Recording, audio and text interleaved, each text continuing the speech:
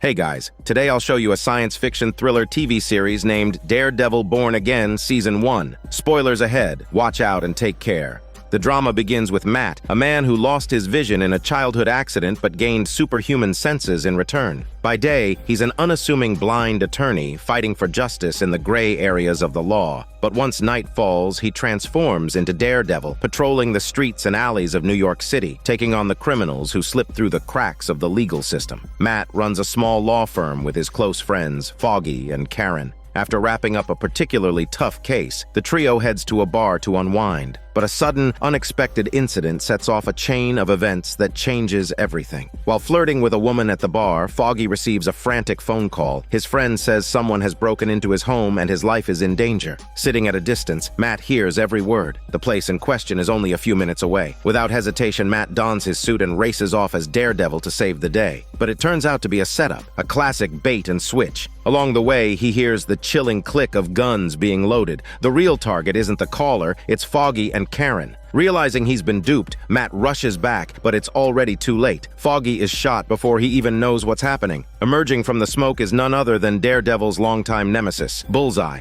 A smoke grenade rolls into the bar, chaos erupts, and people flee for their shitty lives in panic. Just as Bullseye is about to strike Karen, Matt arrives in time to stop him, and the two clash in a brutal fight, wrestling their muscles. Amid the swirling smoke, Bullseye hurls a barrage of knives, some hitting innocent bystanders, others embedding themselves into Matt's body. Their fight spills out of the bar and onto the rooftop. Meanwhile, Foggy's heartbeat fades and then stops. Matt watches helplessly as his best friend dies before his eyes. Consumed by rage, he throws Bullseye's heavy body off the rooftop, but the villain somehow survives, barely clinging to life. Devastated by Foggy's death and questioning his ability to protect those closest to him, Matt removes his iconic mask. After that night, Daredevil vanishes. New York hears nothing more from its masked hero. 1 year later, Foggy's case finally goes to trial. Matt petitions the court to seek the death penalty for Bullseye. Given the heinous nature of his crimes and his complete lack of remorse, the judge sentences Bullseye to life in prison without the possibility of parole. Justice is served, at least on paper. But for Matt, there's no sense of victory, no feeling of closure. After Foggy's death, Karen moved to San Francisco. When she and Matt reunite, the connection they once shared feels distant, hollow. Curious, Karen asks why he abandoned his identity as Daredevil. Matt can't find the words. Before leaving, Karen hands him a broken shard of Daredevil's helmet, something she picked up at the bar a year ago, and walks away without another word. Matt stares at the fragment, lost in thought.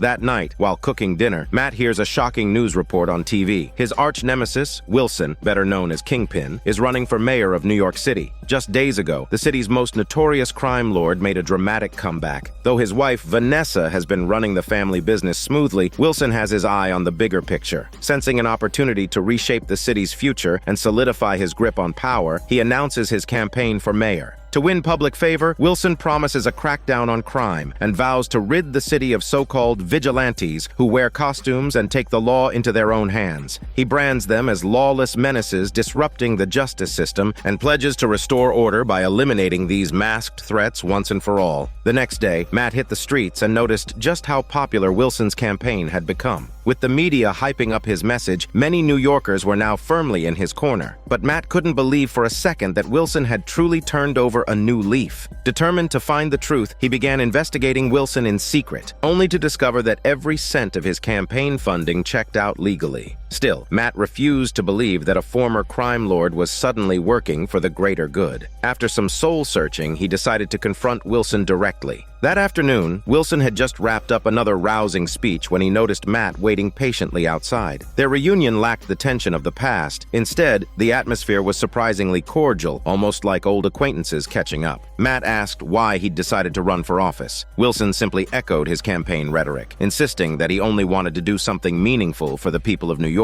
He even went out of his way to deny any involvement in Foggy's death. Wilson, in turn, asked why Matt had abandoned the Daredevil persona. Matt deflected the question, carefully avoiding any mention of the emotional devastation he'd suffered after Foggy's death. But before leaving, he issued a stern warning. If Wilson abused his power once he became mayor, Daredevil would return. Wilson didn't flinch, saying if Daredevil resurfaced and disrupted public order, he'd make sure the vigilante paid the price. With that, the two parted ways, civil but clearly clearly still at odds. In the days that followed, Matt kept close tabs on Wilson's campaign. Meanwhile, thanks to a thoughtful setup by his colleague, he met Heather, a compassionate psychologist. Hormone sparks flew, and the two quickly fell into a romantic but smelly relationship with a 2-minute hormone yoga session. One afternoon, while strolling hand in hand through the city, a news report came blaring through a car radio. Wilson had officially won the mayoral race in a landslide victory. The streets erupted in celebration as supporters cheered the news.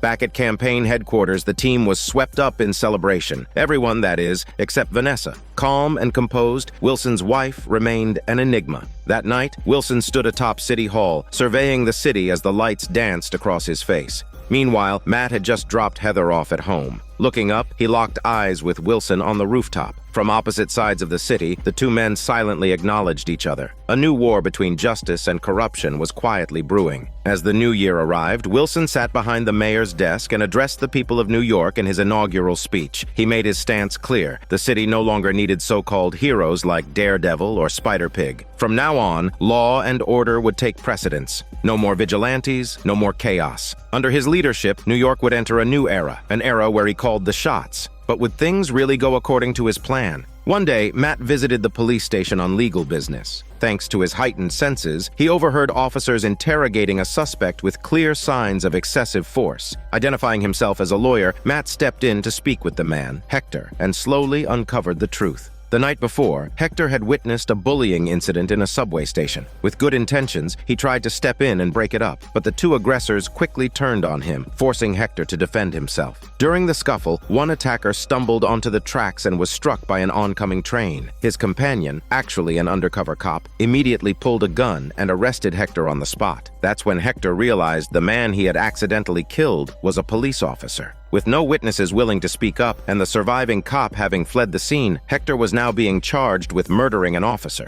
But Matt could tell he was telling the truth. Trusting his instincts and abilities, he offered to defend Hector pro bono. His decision sent shockwaves through the firm. Supporting Hector meant going up against the entire NYPD, but Matt didn't care. What mattered to him was justice, and his colleagues, while vocal in their concerns, ultimately stood by him. Meanwhile, Wilson's new life as mayor was already wearing him down. His schedule was packed, his time tightly managed, and personal freedom quickly became a thing of the past. When he tried to cancel some social engagements, his secretary reminded him that now was the time to build connections, and any misstep could jeopardize his long-term plans. On the way to a senior center, traffic came to a standstill. A street had collapsed up ahead. Frustrated, Wilson got out to assess the situation himself. Upon learning that construction crews were waiting on permits, he ordered them to begin repairs immediately and promised to push the paperwork through. His quick, decisive action earned praise from bystanders, giving him a taste of the intoxicating power that came with his new position. He also attended the funeral of the fallen officer, hoping to smooth tensions with the NYPD. But the police chief wasn't having it. As a veteran of the force, he knew Wilson's criminal history all too well and wasn't buying the act, no matter how polished it looked.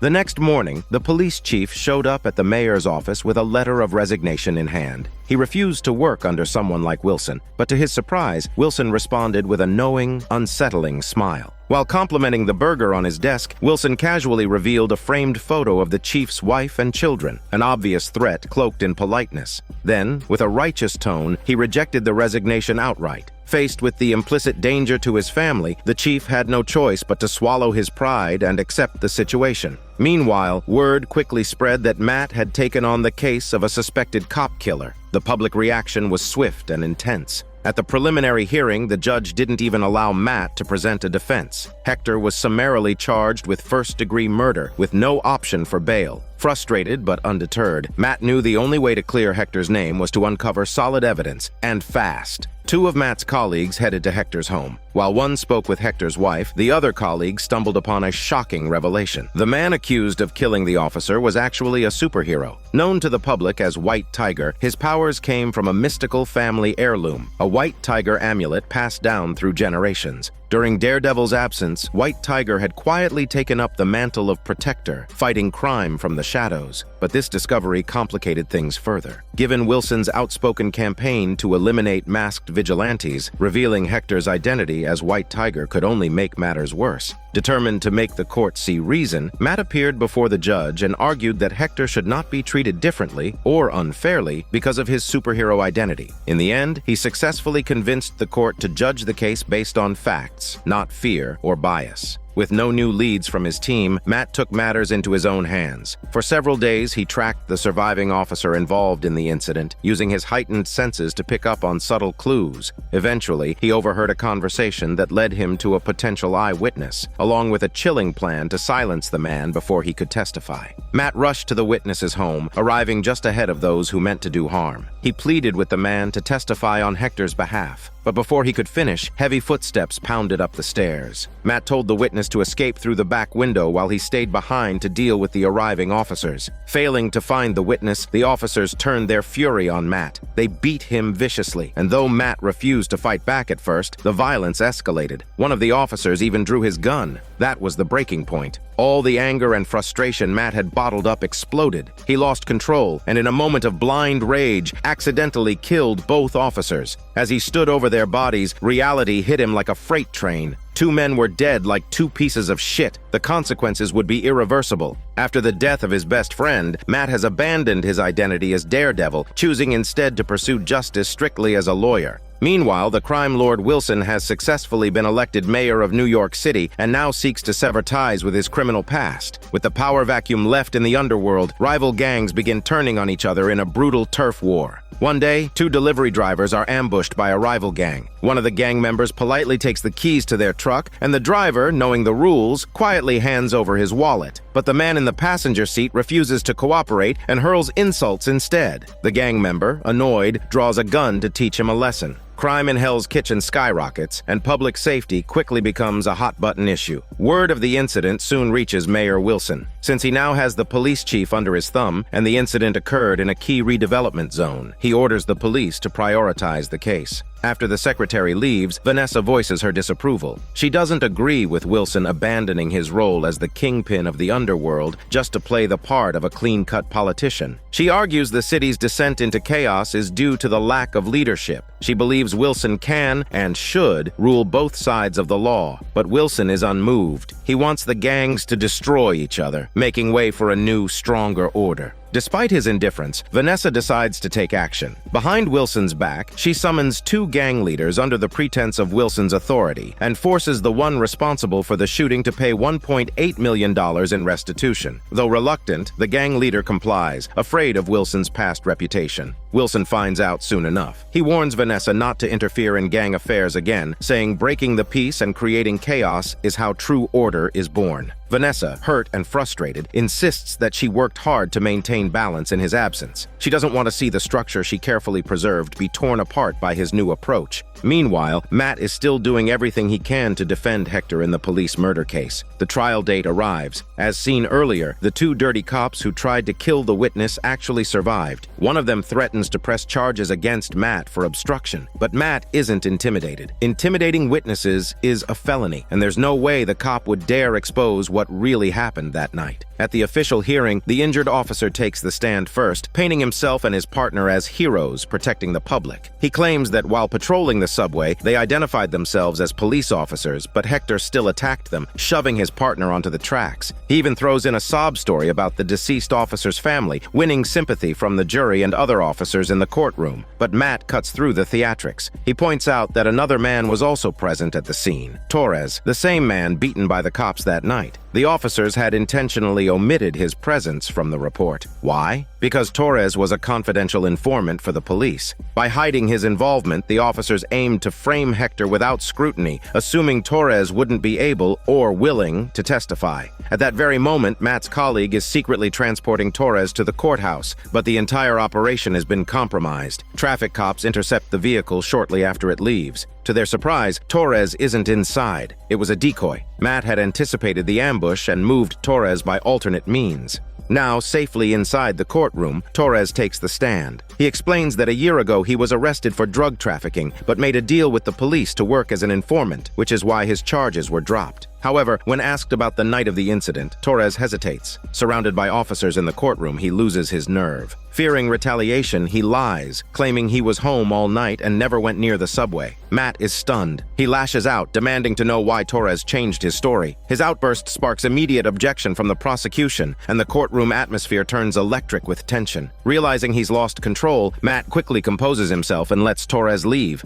Back at the firm, Matt is at a loss. Torres' last-minute betrayal has thrown the entire case into jeopardy. After much deliberation, Matt decides he has no choice but to publicly reveal Hector's identity as White Tiger. Perhaps the jury will see him as a hero who fought to protect the city and give him the benefit of the doubt. His colleagues object to the idea, but it's the only move left on the table. At this point, all they can do is hope the truth will be enough to sway the verdict. The next day in court, Hector took the stand and gave a detailed account of what happened that night. He explained that he and his wife had been living with his sister for years, working hard to finally buy a home of their own. The flowers he held that night were to celebrate this milestone with his wife. But as they passed through the subway station, everything went sideways. He emphasized repeatedly that he only stepped in to stop what looked like a violent altercation, never intending to escalate things. Instead, the two officers turned on him, forcing him to fight back in self-defense. During the struggle, one of them accidentally fell onto the tracks and was hit by an oncoming train. Only afterward did Hector realize they were police officers. Then Matt suddenly shifted gears. He pointed out that Hector could have easily walked away, pretended not to see anything, but the fact that he chose to step in anyway suggested this wasn't the first time he'd done something like that. Hector looked confused, unsure where Matt was going. That's when Matt pulled out the White Tiger mask and revealed Hector's secret identity as a superhero. The courtroom immediately descended into chaos, and the judge had no choice but to call a recess.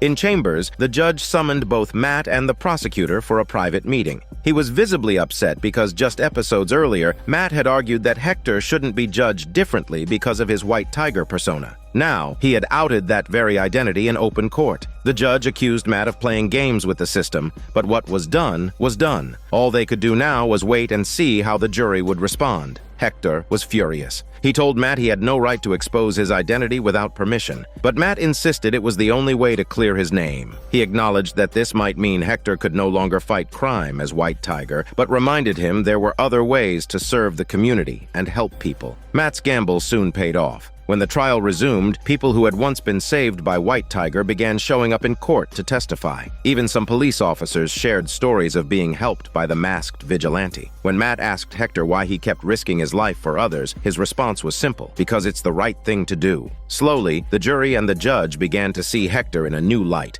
The image of him as a cold-blooded killer faded, replaced by a portrait of a man who had dedicated himself to justice. Matt pushed forward with the defense, building on this momentum, but the prosecutor wasn't about to let the tide turn so easily. He reminded the jury that the line between good and evil is razor thin, that even good people can make deadly mistakes. He pointedly added that instead of idolizing masked vigilantes, the public should be thanking the everyday officers who fight crime without superpowers, putting their lives on the line. Those words struck a nerve with Matt. After court recessed, he sat alone on a bench, fingers tracing the shattered fragments of his Daredevil mask. He was deep in thought. Both roles, vigilante and lawyer, fought for justice, yet the system made it nearly impossible to reconcile the two. This trial might very well decide how Matt would fight moving forward, as Daredevil or as a man of the law. The final day of the trial arrived, and the courtroom was tense. After deliberation, the jury delivered their verdict: not guilty. Hector was acquitted of first-degree murder and released on the spot. The case had drawn significant media attention, and news of Hector's acquittal quickly reached Wilson. Unsurprisingly, Wilson was far from pleased. He immediately arranged a one-on-one interview with a TV reporter. On air, he condemned the verdict as a miscarriage of justice and insisted that White Tiger was the cop killer. He doubled down on his mayoral campaign promise, blaming the chaos in New York on the rise of so-called heroes and vowing to crack down on all masked vigilantes without exception. Meanwhile, Hector quietly donned his White Tiger suit once more, a symbol of justice and resilience.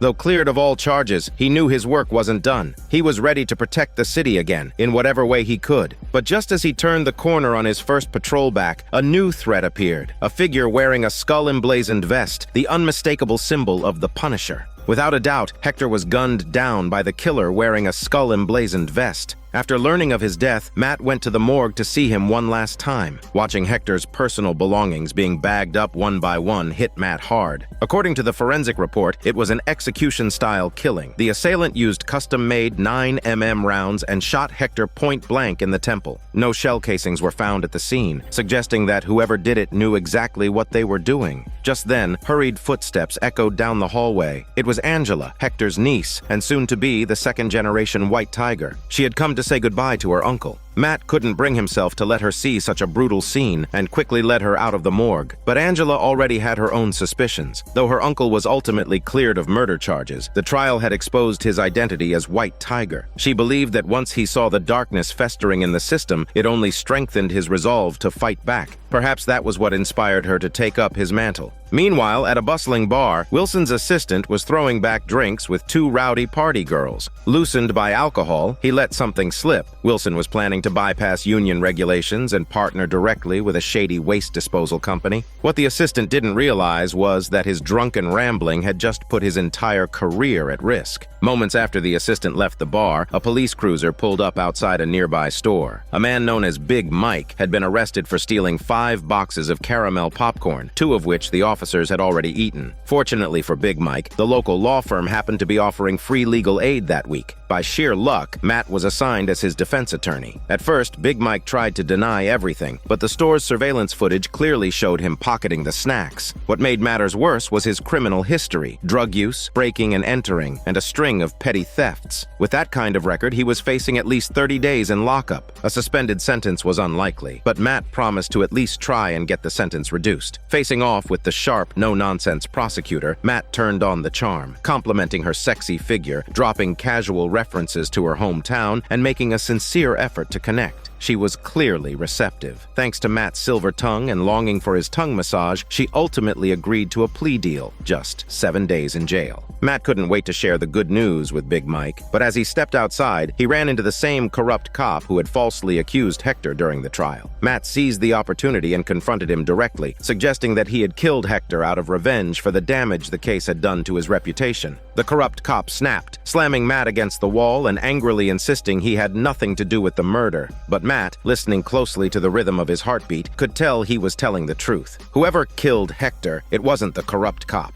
With no reason to press further, Matt let him go. Elsewhere in the city, things weren't looking good between Wilson and Vanessa. The cracks in their relationship had grown, and both had quietly begun therapy with Matt's girlfriend, Dr. Heather. During one session, Vanessa opened up about the time Wilson disappeared. Lonely and lost, she had taken comfort in a relationship with an artist named Adam, someone completely outside the criminal world, but someone who showed her a gentler kind of love. After Wilson returned, Adam mysteriously vanished. Vanessa hadn't seen her lover since. When she brought this up, Wilson didn't lie. He admitted to meeting Adam once, but insisted there was no confrontation, no violence. Dr. Heather advised them both to stop and consider. Did they still want to be together? Until they had that answer, there was little she could do to help. Just as he had finally patched things up in his personal life, Wilson threw himself back into work. As the financial and publishing capital of the U.S., New York had come a long way, but not without losing a few pieces of its soul along the way. Nowhere was that more evident than Red Hook District, run down, chaotic, overrun with gangs. It had become a blemish on the city. Wilson had a vision to transform the district into a thriving commercial hub. He wanted to announce the good news immediately, but his secretary stopped him, saying government projects follow strict protocols, step-by-step applications, layers of approval. It was a tedious process Wilson despised, but one he had no choice but to follow as mayor. There was another issue. Red Hook District wasn't just neglected, it was crawling with criminal gangs. A single misstep could spark total chaos. Wilson knew he had to make a decision, either lock them all up or wipe them out. The next stop on his schedule was a school visit. The school had prepared a special song in his honor. As the children sang, Wilson squirmed in his seat, but for the sake of his public image, he forced a stiff smile and endured the entire performance. When he heard they planned to sing another song, he quickly made his escape, mumbling something about an urgent meeting. The following event was supposed to be a meeting with a waste disposal company, but just as he arrived, his secretary informed him it had been canceled. Turns out, their shady deal to bypass union contracts had gone viral online. Wilson had suddenly earned himself a new nickname, the Trash Mayor, enemy of the unions. The leak came from none other than the eccentric girl Wilson's assistant had been drinking with the night before. This was supposed to be Wilson's moment to shine, to establish himself in office. Now the public was cursing him out in the streets. Furious, he demanded they find the source of the leak immediately. Sensing the storm, the assistant stepped forward and took responsibility. Before Wilson could even erupt, his assistant launched into a smooth, heartfelt confession. He sincerely apologized, recounted everything that happened in detail, and acknowledged that he didn't expect to be forgiven. He was ready to accept any punishment. His emotional honesty stunned Wilson and even left the secretary speechless. The mayor's anger melted away. He had seen too much dishonesty in his life. Loyalty and courage were rare. In the end, he chose to forgive him.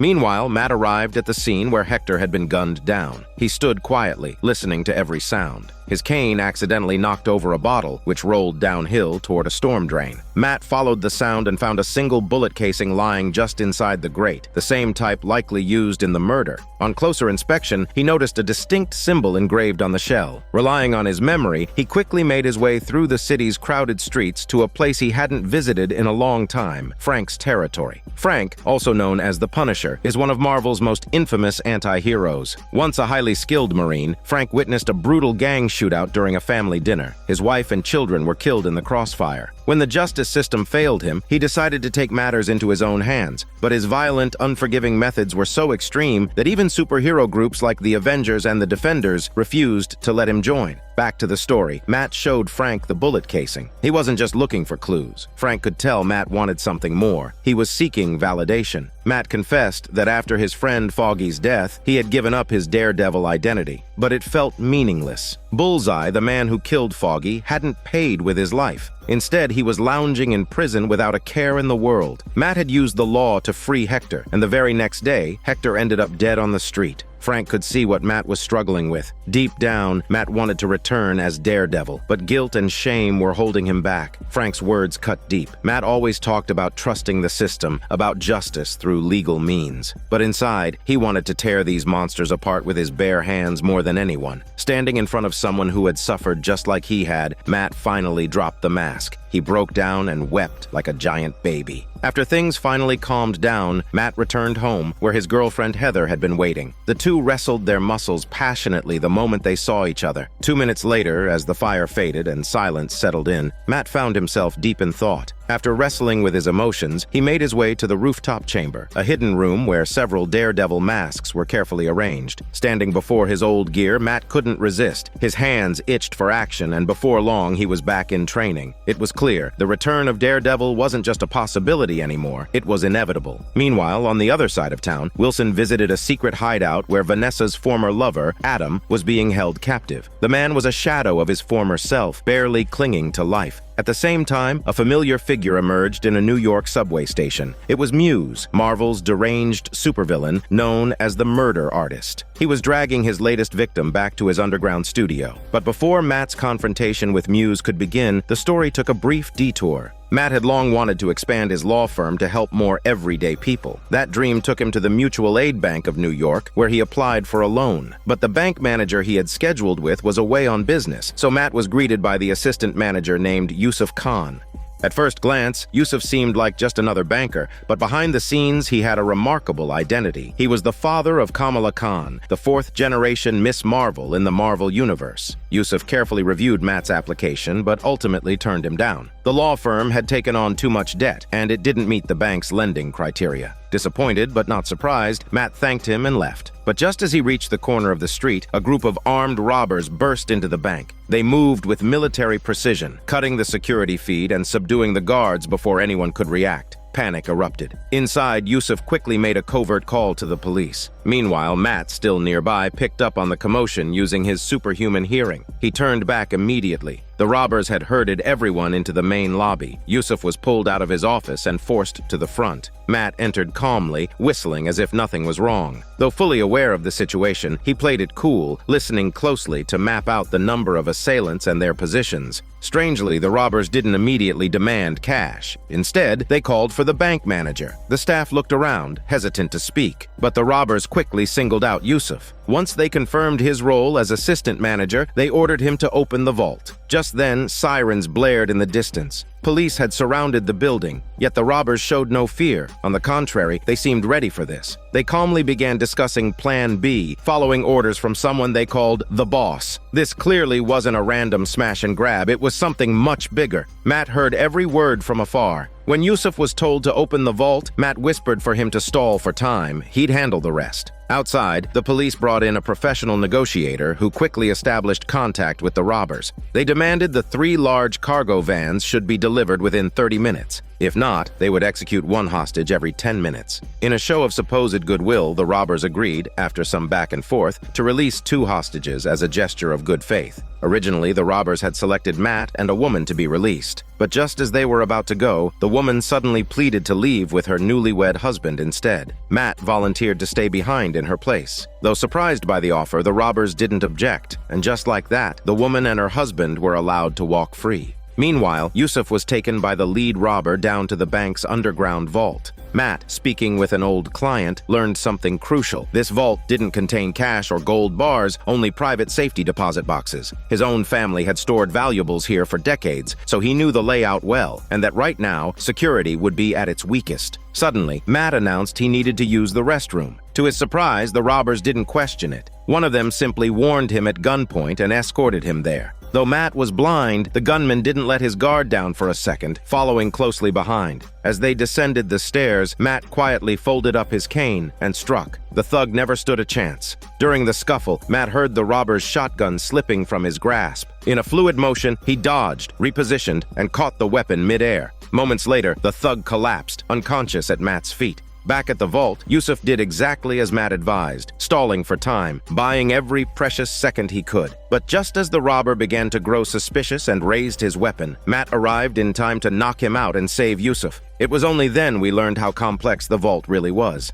Its door had 4 separate combination dials, each with 360 possible positions, meaning there were literally tens of billions of combinations. Yusuf didn't know the code, but for Matt, that wasn't a problem. He pressed his ear to the safe and slowly began turning the dials. Every faint click of the locking mechanism was as clear as thunder to Matt's heightened senses. In no time, the vault door swung open. Just as Matt's client had said, there were over 1,000 safety deposit boxes inside. Searching the unconscious robber, Matt found a key with a faded number 4 on it. He and Yusuf decided to check every box with a 4 in its number. It was a long shot, but after a dozen failed tries, they finally found the right one. Inside, a rare pink diamond. No wonder the robbers were willing to go to such lengths for it. At that moment, Matt overheard a radio transmission. The police were preparing to storm the bank. Not wanting any hostages caught in the crossfire, Matt and Yusuf returned to the main lobby to coordinate from within. The robbers were furious when they saw the 2 return, but Matt didn't waste time with explanations. He held up the diamond, distracting them just long enough. Outside, SWAT teams had quietly assembled at the entrance. With Matt providing cover, the robbers never noticed the officers creeping into position. The moment Matt tossed the diamond into the air, police burst through the doors. The robbers, caught off guard, were taken down one by one. A few tried to resist, but Matt handled those personally. In the chaos, the ringleader slipped into an office. When he emerged, he was dressed in a police uniform. With calculated calm, he handed the diamond to a female hostage and walked straight out the front door, pretending to be one of the officers. But Matt noticed. Sensing the switch, he followed them out, claiming he needed medical attention. Trailing their footsteps to a nearby alley, Matt didn't have time to change into his Daredevil suit. He simply threw on a mask and charged in. What followed was another intense fight scene. At first, the 2 were evenly matched, trading blows in a brutal exchange. But Matt quickly gained the upper hand, his strikes growing heavier and more precise. Soon, the fake cop was on the ground. Meanwhile, the female hostage quietly ducked into a secluded corner, opened the bag, and found not the pink diamond, but a piece of candy. The streets of New York settled back into their usual rhythm. Days later, Matt returned to the bank. He and Yusuf were still puzzled. How had the police never found the missing diamond? Matt's loan was once again denied, but this time Yusuf had an idea. He said he might know a way for Matt's firm to actually turn a profit, and invited him over for dinner to talk it through. He even mentioned wanting Matt to meet his daughter. Matt agreed with a smile. As he left, he made a passing comment, saying he really likes the free candy his bank gives out. The tone suggested there was more behind the words. After Matt left, Yusuf glanced at the candy dish, only to discover something unexpected. Nestled among the sweets was the missing pink diamond. The scene shifts to the sanitation workers discovering a body drained of blood beneath a pile of rubble.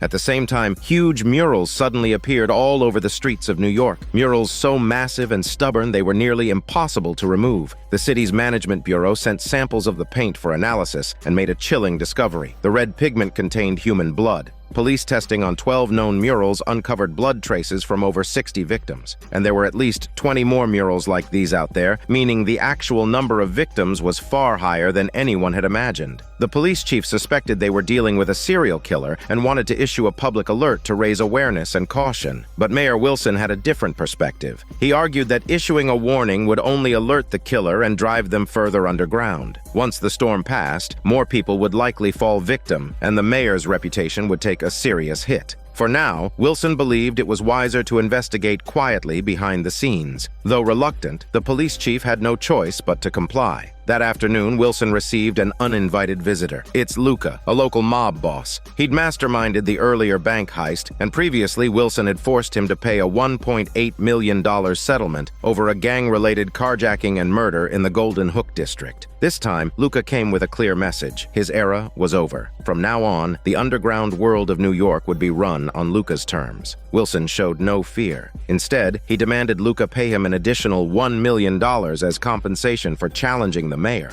Luca had hoped to intimidate Wilson, but instead found himself rebuffed and left empty-handed. Meanwhile, on the other side of the city, Angela, niece of Hector, tracked down Matt. Unaware that Matt was Daredevil, she simply wanted to share some intelligence. She suspected her uncle had been investigating a mysterious case before he died, a detail Matt vaguely recalled from past conversations with Hector. Angela had been digging into the disappearances and noticed all the victims vanished near subway station 61. After what happened to her uncle, she no longer trusted the police and turned to Matt for help, but Matt insisted he was just a lawyer, not an investigator. Frustrated and disappointed, Angela left. Her resolve to carry on her uncle's legacy only strengthened. Their conversation ended on a sour note. That evening, Wilson attended a fundraising gala for the upcoming redevelopment of the Golden Hook district. The room was packed with New York's wealthiest power brokers. Wilson had assumed his mayoral title would easily convince them to donate, but once he arrived, he realized he was mistaken. Most of the financiers were skeptical of his policies, especially his crackdown on vigilantes.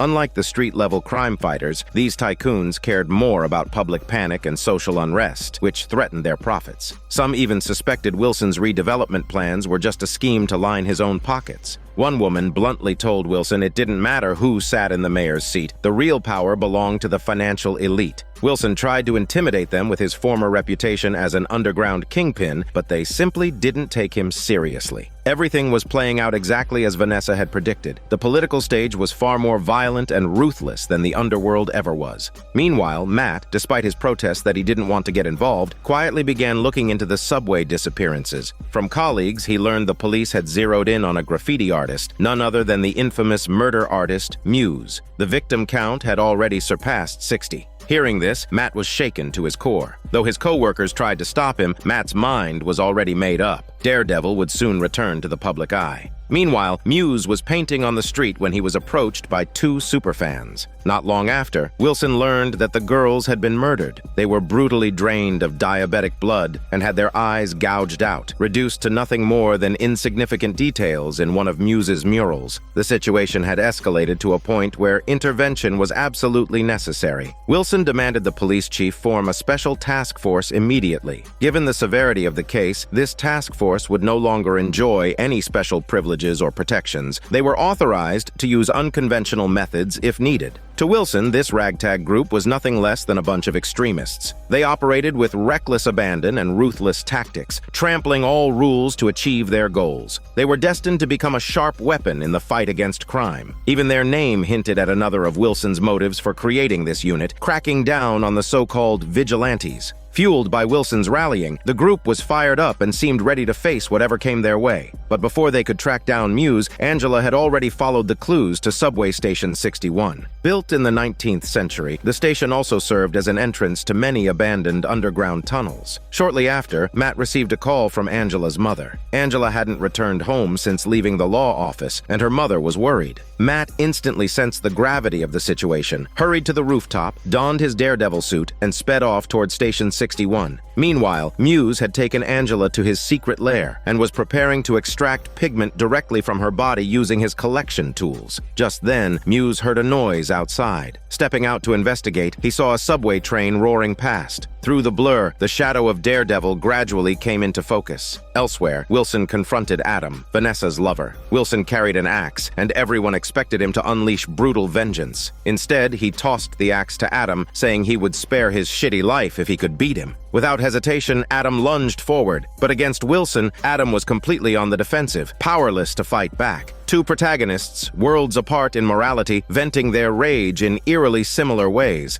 As the fight dragged on, Angela was losing diabetic blood fast. Daredevil seized a moment to pull out the blood extraction device, but Muse refused to give up. Each time he was knocked down, he quickly got back up. Yet faced with overwhelming strength, both Muse and Adam suffered identical fates, crushed and pinned beneath their opponents, soon losing the will to resist. Wilson dragged Adam back to jail, while Daredevil focused on performing CPR on Angela. Thankfully, she finally regained consciousness. Daredevil's tense heart could finally rest, but Muse was already gone without a trace. Angela was rushed to the hospital. Upon waking, she told the police everything she knew about Muse and about Daredevil's return. Following her lead, police quickly located Muse's hideout, discovering many of his masterpieces. In a corner, a female officer found an unusual canvas, a rare, expensive kind sold in only 2 stores across New York. Over the past 2 weeks, 12 people had purchased it, 11 of whom were already identified. One man remained missing. As a child, he'd twice been forcibly hospitalized for mental illness. At 16, his parents forced him to learn taekwondo, but 3 months later, his instructor mysteriously died at home. The man might actually be Muse, the murder artist, but Wilson seemed more concerned about Daredevil. He immediately dispatched his special task force to the crime scene, hoping to find traces of Daredevil's presence.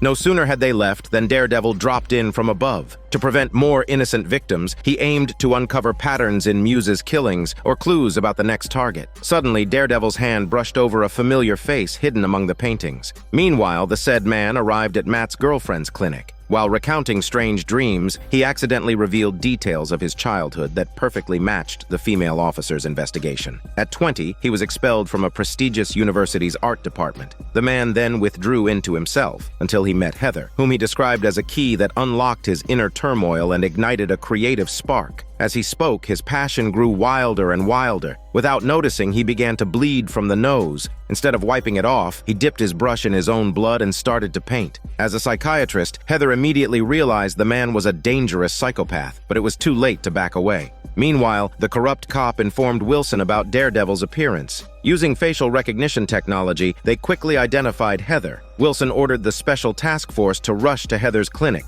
By the time Heather opened his eyes, the man had already transformed into Muse. The woman could only beg Muse not to hurt her sexy body, but he was unmoved. After tightly binding Heather's arm with a rubber band, Muse pulled out a knife and sliced into her skin, preparing the paint for his next artwork. At that moment, sharp police sirens sounded outside, but Muse didn't pause for a second. Heather had no choice but to stall, taunting Muse for hiding behind a mask, calling him a coward who dared not show his true face. Infuriated, Muse threw the woman to the ground and clamped his hands tightly around her neck. Just then, Daredevil arrived and immediately engaged Muse in a fierce struggle. Heather finally caught a brief break. Downstairs, the police had surrounded the building and noticed the broken window at the clinic. A large police force was gathering to move upstairs. Daredevil realized time was running out and he needed to end the fight quickly. During the brawl, Muse's handgun accidentally dropped. The pristine white canvases became their battleground, with spilled blood as their primary paint. Heather grabbed the fallen gun, and as Daredevil and Muse separated, Heather fired decisively. But soon after, she fainted from severe blood loss.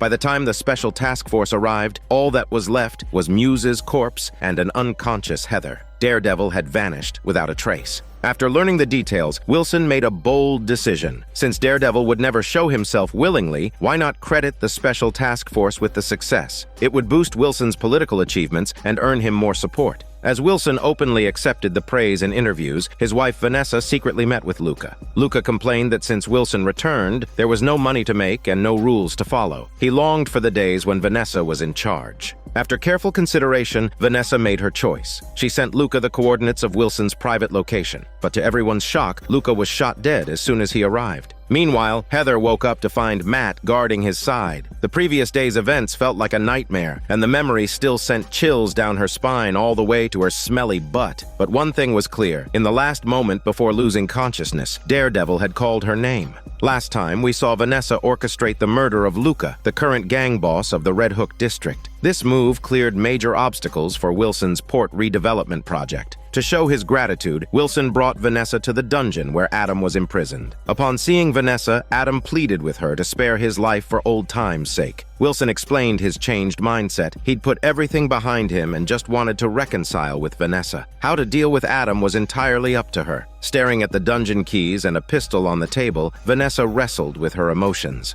After a moment of thought, she finally made her decision. One shot ended Adam's life. With their relationship eased, Wilson and Vanessa grew closer, but tensions between Matt and Heather escalated. Wilson's assistant had delivered invitations to both for the Red Hook redevelopment project launch gala. Matt immediately realized Wilson's ploy. He was using Heather to stir up hatred toward the vigilante and to better control Daredevil. Heather didn't yet know Matt's secret identity, and from her perspective, both Daredevil and Muse were violent criminals driven by selfish desires. Matt couldn't reveal who he was and couldn't convince Heather otherwise, so he stormed off in frustration. Back at the law firm, Matt heard even more shocking news. Bullseye, who killed his friend Foggy, had been transferred from protective custody to a regular cell on Wilson's orders. Chances of survival were slim. He suspected Wilson was deliberately setting him up. Bullseye requested to see Matt, but Matt refused to meet the man who had killed his friend. Feeling down, Matt went to the bar where Foggy was murdered. The bartender warmly offered him a drink, bringing out a fine bottle that had been there the night Foggy died.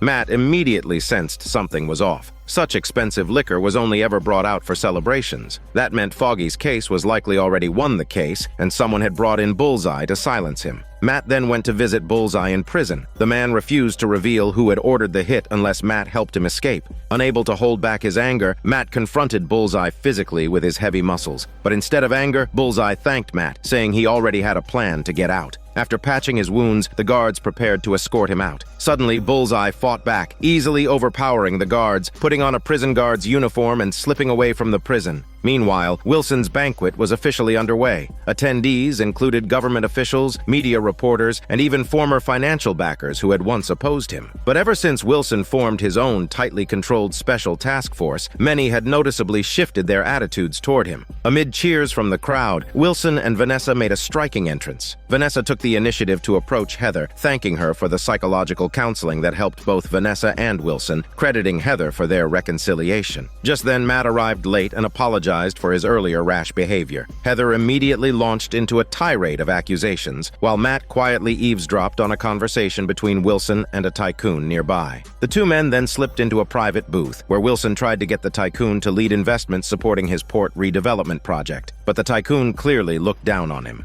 Not to be outdone, Wilson revealed a secret, that the tycoon was actually another Marvel vigilante, a swordsman known for his masterful blade skills fighting crime on the front lines. No sooner had Wilson sent the tycoon away than he noticed someone secretly taking photos. The special task force quickly apprehended the photographer and brought him to the kitchen. The corrupt cop searched the man and found a press ID. As he was about to punish the photographer, the police chief arrived, only to be completely ignored. The special task force answered only to Wilson. The chief had no authority over their actions. No sooner had the chief stepped away than he was pulled into a corner by a reporter from a TV station. Her uncle had once died at Wilson's hands, and she was pretending to get close to him in order to expose his brutality. But the chief was skeptical of her claims. Unbeknownst to them, the entire exchange was being watched by the special task force. Meanwhile, Heather and Matt were still arguing. Heather couldn't understand why Matt saw Wilson's approach as a way to spy on him. Matt, unable to explain directly, grabbed Heather and dragged her to confront Wilson. Suddenly, the lights came up. The dance portion of the evening was about to begin. Wilson and Vanessa stepped into the center of the crowd to lead the first dance.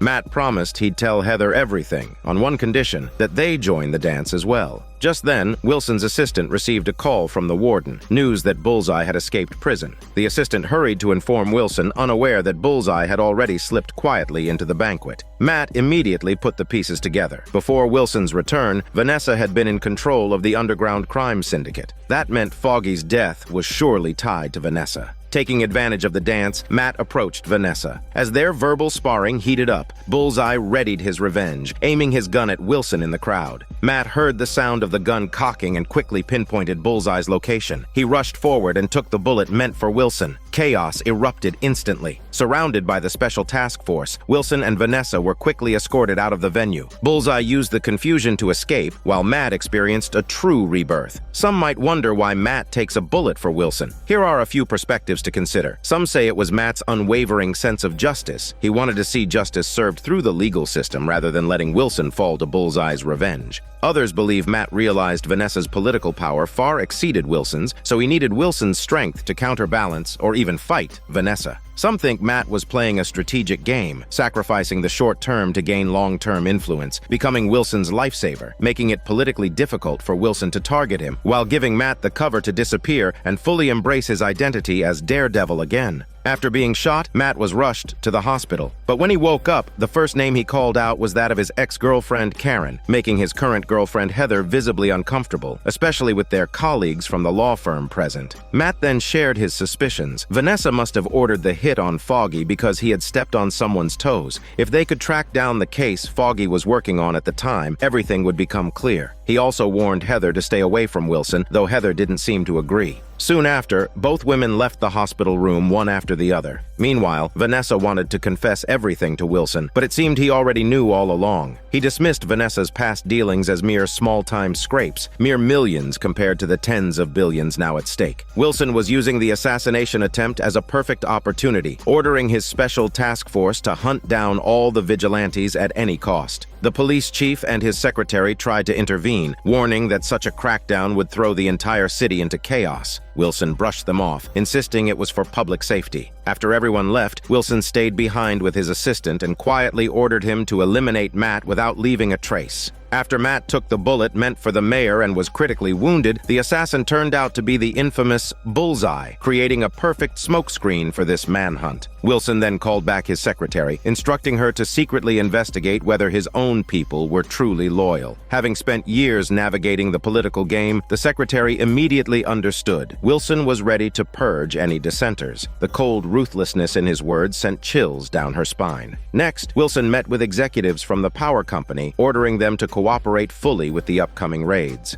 No sooner had the secretary left the office than she ran into the police chief. The chief was growing increasingly alarmed at Wilson's unchecked power and was planning to report his crimes to higher authorities the next day, hoping the secretary would come forward and testify. She nodded in agreement but dared not say more. Yet as soon as the chief left, she secretly handed a recording of their conversation back to Wilson. Learning of the chief's plan, Wilson acted preemptively. He had members of the special task force disguise themselves as the chief's drivers and brought the chief before him. A crowd of frontline police officers loyal to Wilson gathered to witness. Even in front of so many witnesses, the chief showed no fear, but moments later, Wilson struck him down and shot him in the head, right in front of everyone. Meanwhile, Wilson's assistant arrived at the hospital with a gift for Matt, but didn't rush inside, seemingly waiting for something. Suddenly, New York City plunged into darkness as the power went out. The assistant grabbed a syringe and entered Matt's room, but Matt was nowhere to be found. It turned out Matt had sensed the assistant's arrival and escaped the hospital amid the chaos. With the city in blackout, the streets erupted into chaos and violence. Taking advantage of the disorder, the special task force began their sweeping arrests. Matt returned to his apartment only to find Frank, the Punisher, waiting for him. Someone had called Frank to ensure Matt's safety, though Frank refused to reveal who. Just then, the special task force arrived downstairs, clearly with hostile intent. As the task force stormed inside, Daredevil dropped down from above. Compared to Daredevil's tendency to hold back, Frank was much more ruthless. He rarely gave his opponents any chance to fight back. In the end, only the Special Task Force captain was left standing. On the ground, Frank found shell casings stamped with a skull symbol, clear proof the captain was the one who killed Hector. While Daredevil was busy interrogating him, suddenly the sound of a grenade caught their attention. The two broke through a window and landed on the roof of a car just as a series of explosions erupted from an apartment upstairs. As they were about to leave, a car suddenly pulled up behind them. It was Karen, who hadn't been seen in a long time. The three then headed to Frank's hideout. It turned out Karen had called Frank, asking him to come out and protect Matt. The relationship between Karen and Frank was ambiguous. There was a certain unspoken emotion in their eyes whenever they looked at each other. Meanwhile, Matt and Karen went to dig through the case files Frank had been working on. Frank had other matters to attend to, so he didn't join them. The two arrived at the warehouse where the files were stored. Matt could sense there was something special about Karen and Frank's relationship, and he felt a hint of jealousy. But when they started talking about past events, their hands unintentionally clasped together. They soon found what they were looking for. It turned out that as early as 1855, Red Hook had been designated a free port, meaning it was outside U.S. government jurisdiction and all illegal activities could take place there. Wilson and his wife planned to build a new criminal empire in Red Hook, and Frank's case was all about overturning Red Hook's independent status, which explained why he had been targeted for assassination. Meanwhile, Frank was far from idle. Through his radio, he learned the whereabouts of the Special Task Force and stormed alone into their old base at the docks. No flashy moves. The Punisher got right to work, unleashing brutal, unrelenting violence in pure form. But ultimately, he was outnumbered and captured. Frank found himself face to face with the corrupt cop who tried to persuade him to join their side. Everyone here was a fan of Frank, but Frank looked down on these scumbags. Though he suffered physical pain, he stubbornly refused to compromise his principles.